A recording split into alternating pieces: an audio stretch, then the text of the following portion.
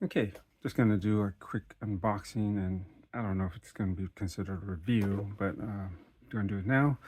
Actually, I've had this for probably at least 2 weeks or so, just with family and holidays, and also being sick recently. I've been coughing a lot, and I still spill a cough or two during this video, but I've just been holding off and getting into this. But this is the TIE Avenger, Micro Galaxy Squadron, obviously from Andor, and it's at the beginning, first, I guess, first two episodes or so. Basically, you see this, and yeah, it's a really cool version of a TIE fighter. I guess it's their prototype. Yeah. Here we go. And it comes with Andor in the test TIE fighter test outfit, I guess.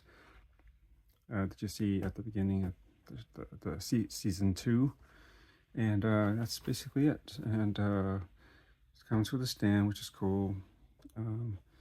Always welcome that. Guns here on the side pivot, and of course you can put them in. Doors open. There's a back, kind of like I guess a ladder or steps. That doesn't really look much like a step, but that's where you could possibly get in. That's about it. Pretty limited features and a blueprint, which I always cut out. And let's get right into it. I'm just going to pop it open and just give you a better look at it. And there we go. And forgot to just kind of get a close up on these.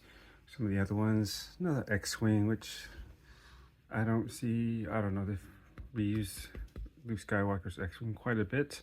Same with Darth Vader's TIE Advanced, but I guess there's a new, slightly different paint job with it. I'm okay. I just got the double pack that was from, I believe it was from the Disney store. It was on sale. It came with Luke's X-Wing and Darth Vader's TIE Advance. And yeah, think I did a video of it just to show off adding some weathering techniques to it. At least I hope I did. I can't remember, but don't need that. I had this one on order, but you know, I should get it, but then it's like I'm running out of space, and it's not anything that like hits home with me. Like, you know, I just wasn't really seeing all that much. That I can remember in the Clone Wars, or where else might have been from. I guess it would have been the Clone Wars series, but same with the Justifier. Is that what this was called? Or Xanadu Blood. I think that's what it was. With Cad Bane, his version is painted, and I mean, this would be kind of cool if it popped up. I guess I would pick this one up, but it's nothing that I have to have. And the same with the this version. Like it's I think it's like part of Bo-Katan's group of the Night Owls, whatever her clan is, Clan Kreese, Kreese, Bo-Katan Kreese, right? Kreese. Doesn't sound right to me the way I'm saying it, but you know what I'm talking about. I think it's part of her group with the blue markings, and I already have the Bo-Katan one, the Armada edition, which I think is a more closer paint scheme to what you see in The Mandalorian, which she pilots in that. So I don't know. It's not really necessary, but I just thought I'd add that in there. Just a closer look at the Andor figure really quickly. And let's see if I can get the light here. I'm gonna pull this guy out further this way. You might get more lighting. Pretty well done. Typical arms and legs move. And I always keep these, as long as the cutouts, as you can see, as I have here. And here is the TIE Avenger. Pretty cool, very unique. And you know, some people, it's like, you know, some people are wondering if like there's certain other ships that I like to see Jazwares make, but then they're maybe too specific and they can't reuse the mold. And I'd say, well, I mean, you look at something like this. I mean, when the hell else are you going to reuse this mold, right? Other than maybe just update the paint again, just some other details painted in, maybe some other weathering perhaps could be added to it. But you know, with something like this, it should be clean because it's just like a prototype that was in, like, at least as far as we've seen it, it's been in this hangar bay in a laboratory or whatever you want to call it. And so it just hasn't seen that much, like, I would say outside usage. So I think I'm fine with leaving this without all the weathering that I would normally do, like I did on see there, kind of in the background, the shutter diagram. I think I did a video on that too, but I added a bunch of stuff to make everything match, because oddly most of the body was clean as versus what was on the wings and even a little bit on the front of the cockpit, but mostly the wings were the dirtiest and panel line, and the rest of it wasn't. But this is fine. This coloring looks cool, and looking at this now, I can see a lot more details. You know, I gotta take a look at this. This doesn't look like it's seated in all the way as much as it is here. Does it just get pushed in more, or is there actually? I'm hoping the wings come off. And I can see what's going on behind there. It's in there pretty tight though. I might have to look into seeing what's going on with that gap right there. See that? It shouldn't be there. There might be a piece of plastic that was not completely trimmed or whatever that is in that socket that's probably keeping it from going in all the way. So I'll have a closer look at that. But I mean, I watched the show a number of times, but I still haven't seen all the details of this, I guess, and it's kind of good to see this, you know, all the way around for the most part. I didn't even realize that this cannon was on here. It can rotate and it can ratchet. I believe it can probably go all the way around, yeah. So you can probably fire behind it, but so it looks like some kind of heavy cannon. I don't know if it's like the TIE Interceptor where these are actually blasters at the tips. Otherwise, I think for the most part, the wing tips look pretty good.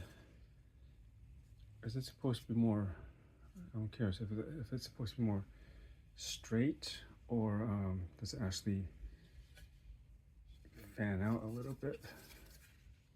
You know, but you have cannons here.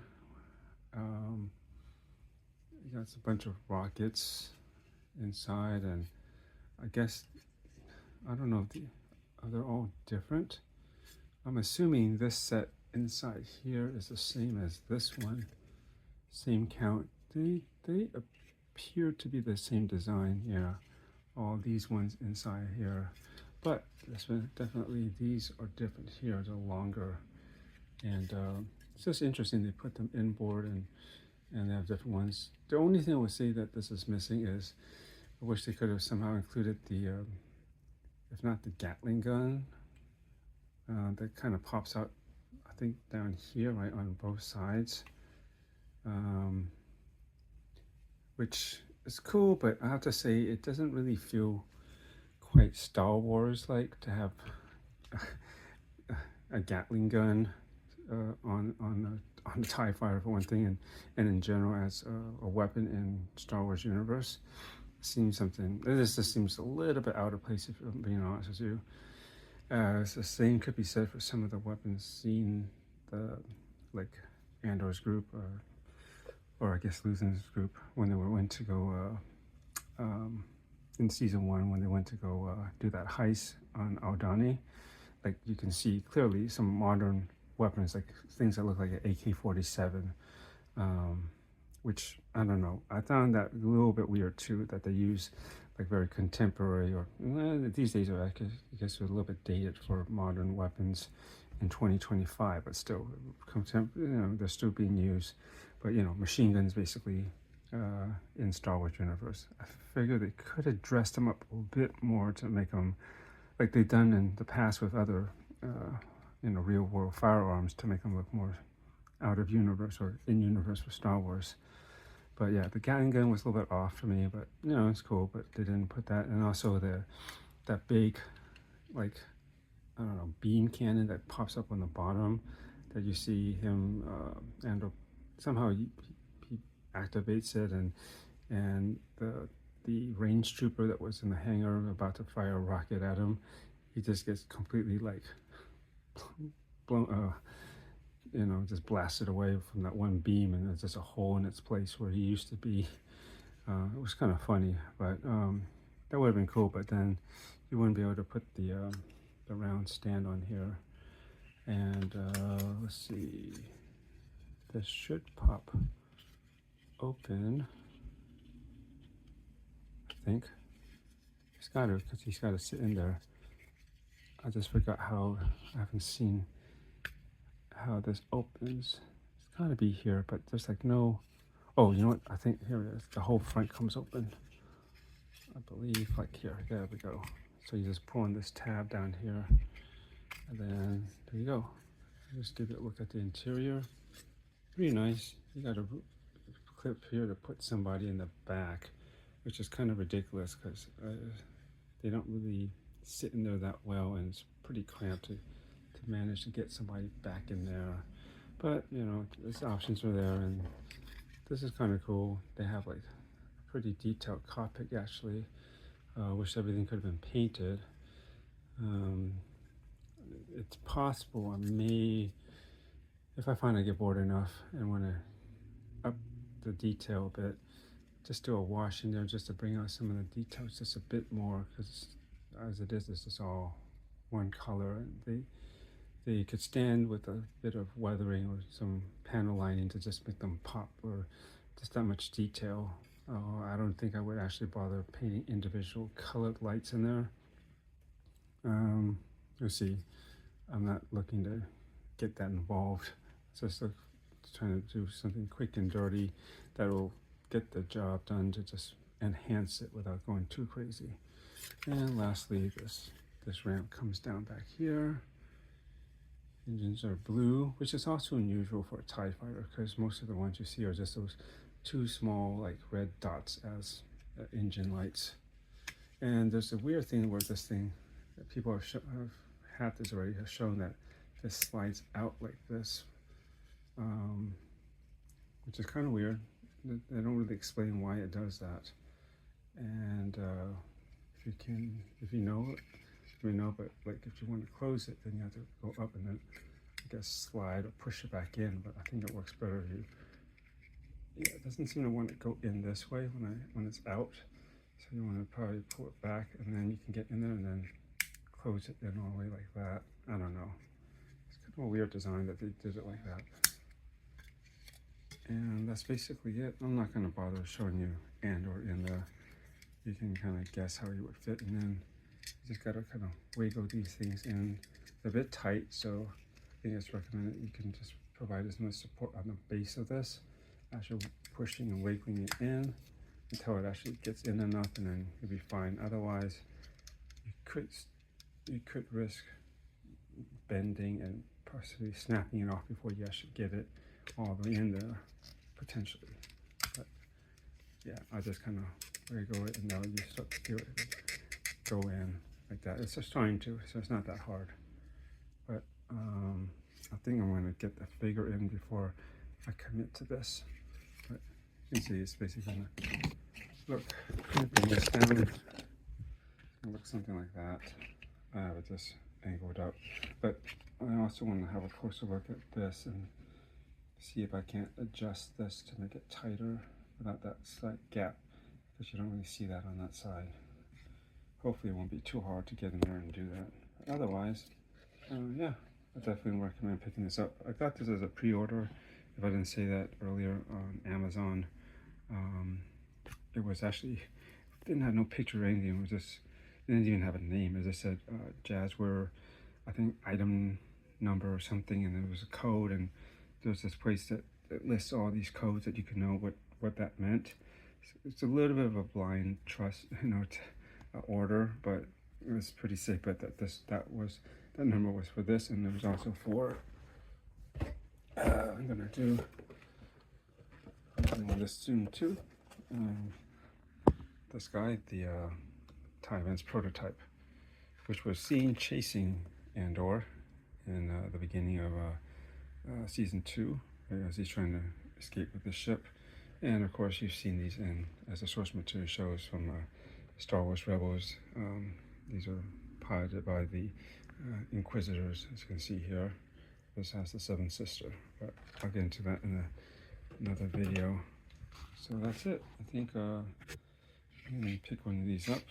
I think it's worth it, especially like the show Andor.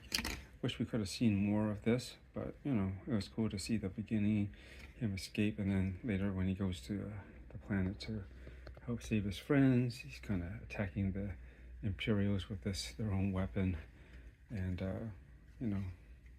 doing some pretty good damage with this. And yeah, but other than that, it's cool to have something like this, which is such a one-off thing, which I think it would be great if they do more one-offs, or basically, right, they can't really reuse this, such as Luthen's his Fondor Hullcraft, which I got a little miniature shown on this channel before from another brand. It's metal, it's like die-cast metal, but it's pretty nice and detailed, but that's what I could get for a good scale model of that ship. But it would be cool to see Jazwares attack that one. The next thing I'm eagerly looking forward to is City's foreseeable future. I believe they did show that they will have the Republic Y-Wing bomber. They may kick that off with, I believe, a blue version with Captain Rex. And so I'm looking forward to that because I really like the Y-Wing bombers in general. And I think the Republic Y-Wing bomber, the way it's got all the fuselage, and I don't know, it's just cool. I think they did a really showcase and highlight them really well, and especially in the Clone Wars animated series, because you did see them quite a bit and usage in that show. And there would definitely also, with a lot of usage in the show as well, is the Republic assault shuttle. That was seen and used so much, and I thought that was one of the coolest designs for the shuttles. But yeah, I can see them making it because they can do this, they can do the Bad Batch, the Marauder, and stuff like that. So that's in the same area and size. So I think they should do that. Anyways, that's about it. Thanks for watching, and we'll see if they do. They really should. But yeah, we'll see if they do. And thanks for watching. Later. Okay, just a quick update. Just want to add this to the end of the video. So yeah, I got that fixed. But basically I had to break the wing off. It was really just stuck on there, and I tried pushing it and pulling it, and it wasn't going either direction to get it loose. So eventually I think I felt something kind of give, and then I looked closely inside the crack, and I could see like part of the arm was kind of broke already. It was holding on, like half of it was, and I was like, you know what, screw it. I'm just gonna break it off, and then just trim off that extra plastic that I was seeing in between that gap, and then shave it down with this. I ended up using like a sharp X-Acto, and here are the bits left from that. And then I just used this modeling cement. It's out of crazy glue, but it works just as fine, if not quicker, pretty fast. So I just carefully just held the thing in place to where it looked like it was hopefully the right position compared to that, in terms of like how up or down, and what if it's angled or not. I just make sure it was straight essentially, and then just brushing the glue, and that just capillary action just goes right into the cracks pretty fast, and it works pretty quick at basically fusing the plastics together. It's not even like necessarily like piece of glue, like cement in the middle, that kind of bond hose proof has. It basically melts the plastic and allows it to basically fuse together. There's a type of chemical that's called, but anyways, so it should be even stronger bond than with crazy glue. That did add a slight shine to it, but it's in an area that I don't think most people will see. Uh, who knows? I may end up, even though I said this should be left clean earlier because it's a prototype, it's, you figure they should fly it and it may still see some use. It shouldn't be 100% pristine necessarily. And it wouldn't hurt to add just a little bit of panel lining anyways, just to bring out some of the detail, especially like around the cockpit area, like those on the either side of it, and I'm sure a number of other areas. But anyways, that was my way to fix it, really quick and easy. Well, quick, not necessarily easy, because it kind of sucked that I had to actually literally just break it off, because it just, I don't think these are meant to come off, unlike some of the other TIE fighters in the past. They kind of come off a bit easier, but whatever, it's going to stay in this configuration. I don't have a need to remove the wings anyways, so that's fine. Now it looks at least even without the gap, and yeah, I think that'll be fine. And that's it. Just wanted to give that update. Hopefully if you get yours, it will be none of this issue that I had with the slight gap there, or anything else for that matter. But you never know. Quality control can only go so far with these kind of toys. That's it. Thanks for watching. Bye.